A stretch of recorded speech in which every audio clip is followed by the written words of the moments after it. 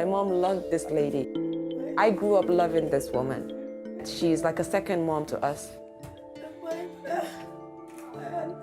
Making her understand how much pain FGM has caused me might make her rethink and stop cutting.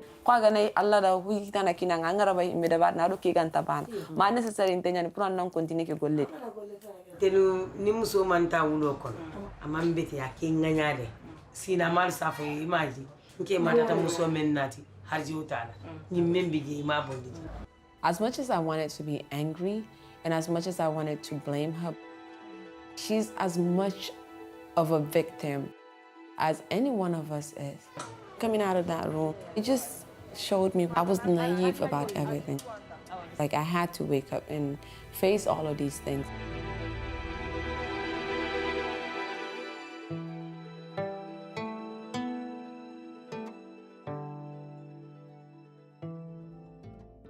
I didn't know I was mutilated as a baby until I was 15.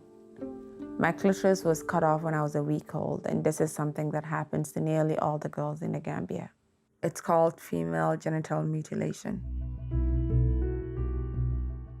When I was 8 years old, my marriage was arranged to a guy that lived in New York. I wasn't eligible to live with him because I was still very, very young. And when I hit puberty, that was when I was going to be eligible to get married. And that's when my horror started. I arrived in New York on Christmas Day. My husband was at the airport to pick me up. As soon as I get to my aunt and uncle's house, there was people, there was cooking, there was everything. And I knew that that was it. The night of the marriage, they had like an older woman, kind of like a sex advisor that would tell you about what to do. You know, this is the position to make it more comfortable, or this is the products that you can use to kind of lessen the pain. This woman actually baits you. She rubbed perfume lotion all over me.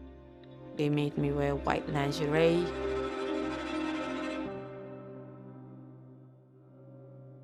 They took me to his house.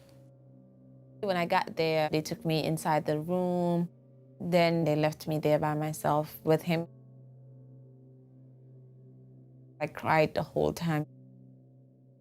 When you're infibrillated, you can't really have sex until you're cut back open. That's when they decided to take me to a doctor in downtown Manhattan to be reopened. And this doctor told me I had to have sex right away in order to keep it open. That's when I realized what it meant to be infibrillated and what FGM actually means.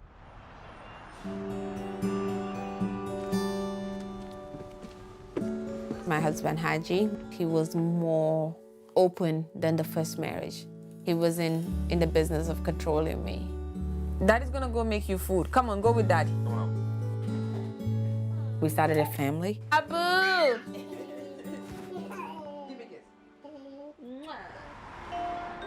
I remember being at work and talking with some of my friends about their relationship. You know, at that point, then you realize, okay, am I missing something? Because the things that they're talking about is not the things that you're experiencing. Then I started talking to other girls that are African that have been through FGM, and I realized that they were all feeling the same thing I was feeling. So it just made me want to research, trying to find answers, trying to understand my own body. You know, how can I enjoy sex? How can I reverse this? Once I found out that this was permanent, it just kind of made me, something has to change. Then I saw a news article from the UK. They did this petition there, and as a result, the education minister was writing to all the schools to set up guidelines to deal with FGM. And I was like, you know, I can do this in the US. I went on change.org. I wrote a petition. I wanted the Obama administration to conduct a study on FGM in the United States.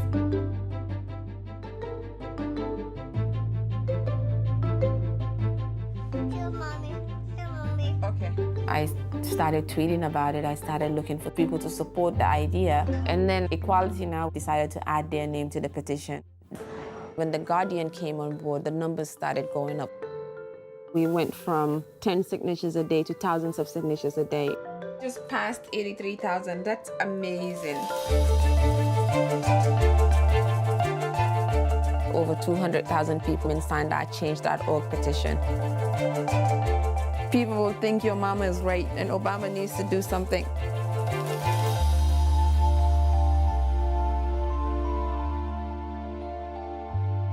Female genital mutilation is barbaric and should be eliminated. This shows that ordinary people can believe in something and make a difference and make a change.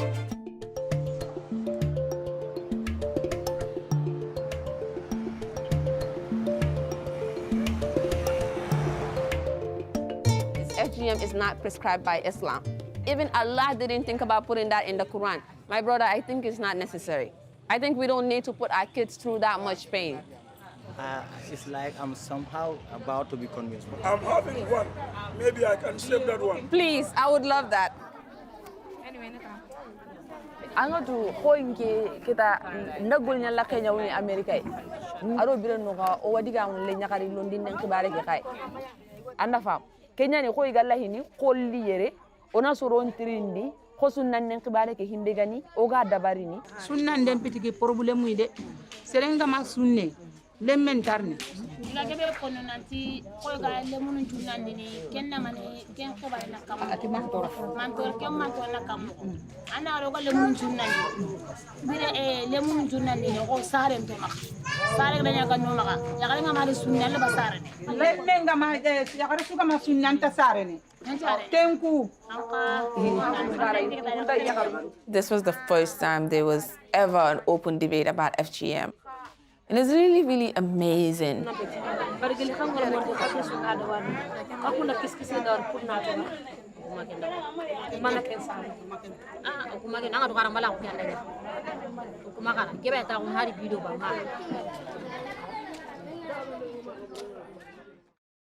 You know, FGM is a practice that you can't reverse. Once a girl has gone through that, is a practice that they live with for the rest of their lives. Is it really true that it will reduce sexual desire?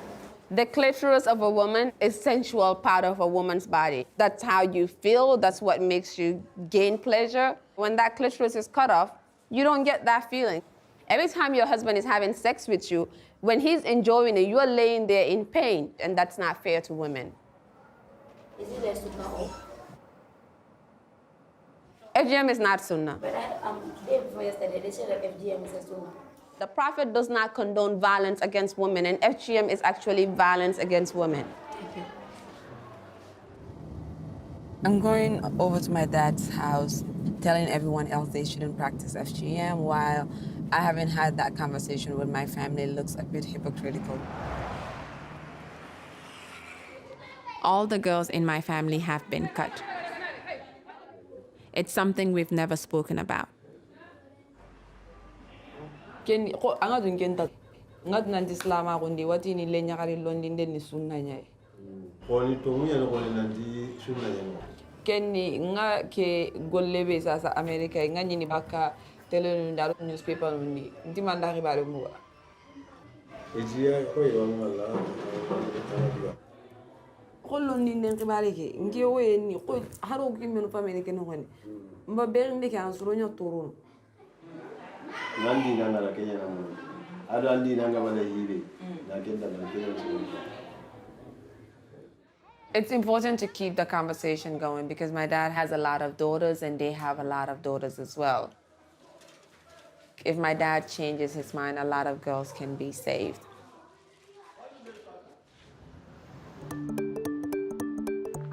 I'll go say hi to everyone. We'll go get them.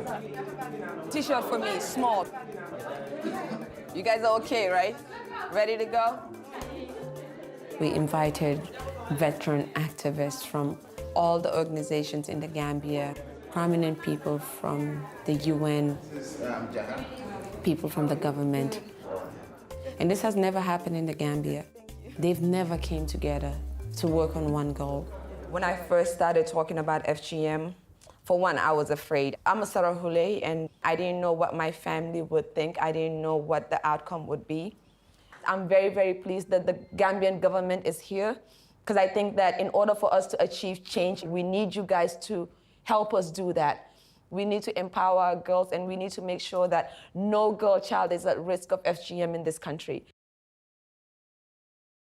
Female genital mutilation makes it much more likely for you to have complications. This is a real picture. I saw this lady myself in my clinic. This girl was about 26 years old, married for about 2-3 years, didn't have a child, and was convinced by the relatives that the reason you're not having a child is because you were not cut. So they went to this old lady who used a razor blade under no form of anesthesia.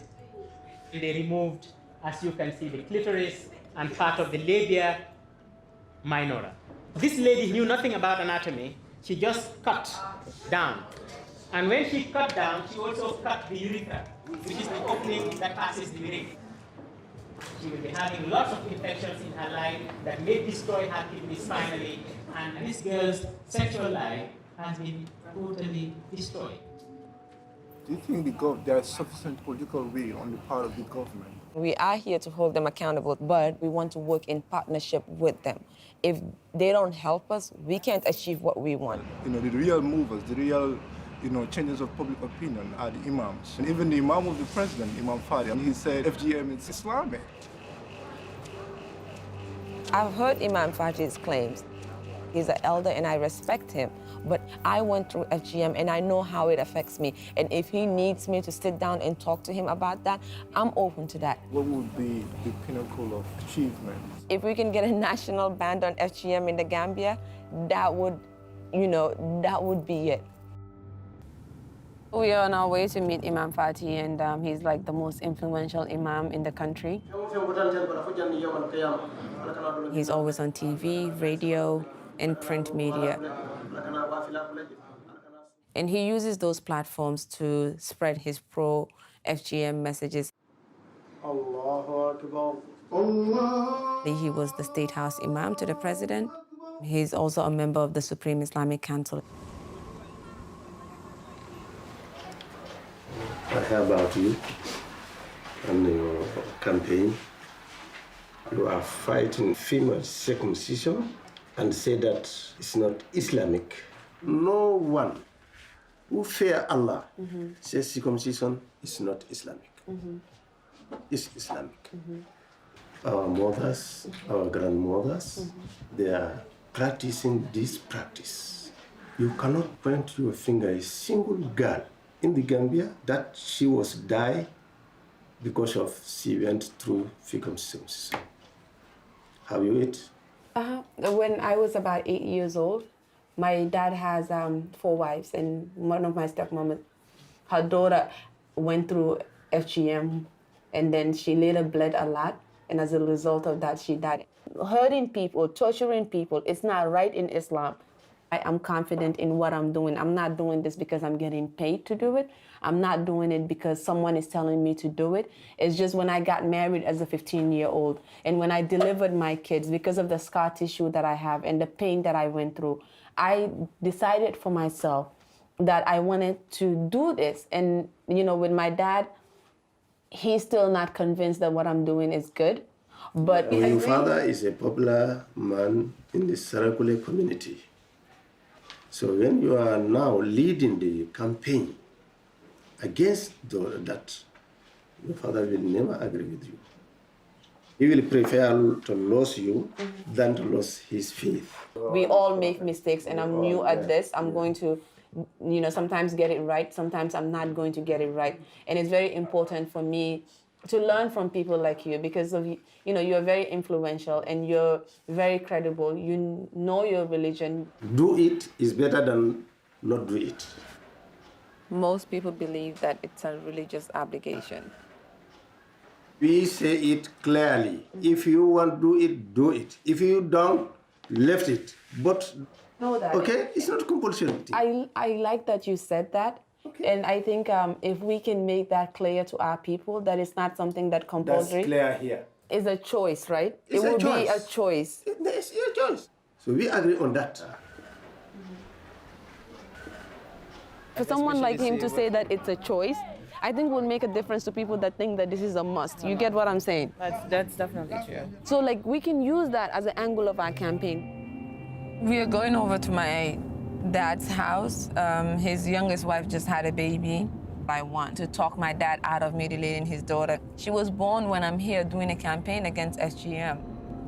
If I can't prevent my own sister from going through FGM as an activist against this practice, then what I'm doing is not really effective.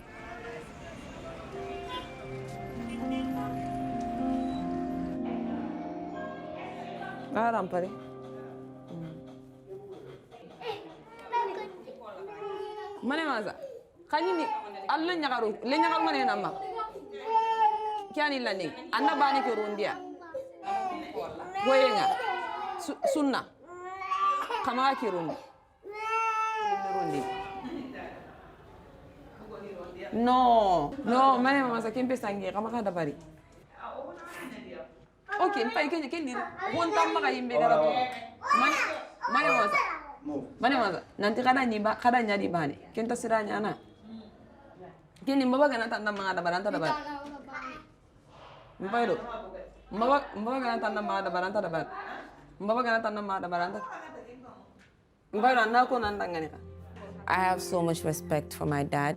I never want to tell him something that I think is going to hurt him. But in this case, I didn't care what he thought. I just think it's important for me to tell him why this girl needs to stay the way she was created. As a result of my campaign, he's actually spent some time to research FGM and how harmful it is to women. It's huge for him to actually accept that and for him to say that. My dad agreed not to cut baby Khadija. I'm going to be the first baby in my family to not go through FGM. Kanta rondin. Yo kama ka rondi ka.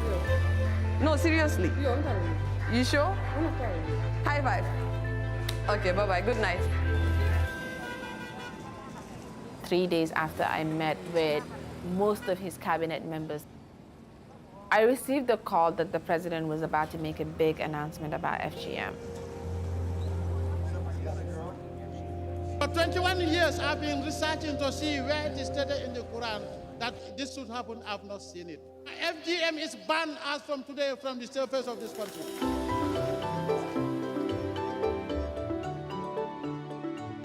I want Gambia to know how proud I am and how happy I am that this happened. This is just the beginning. It's not over yet until all the girls are protected.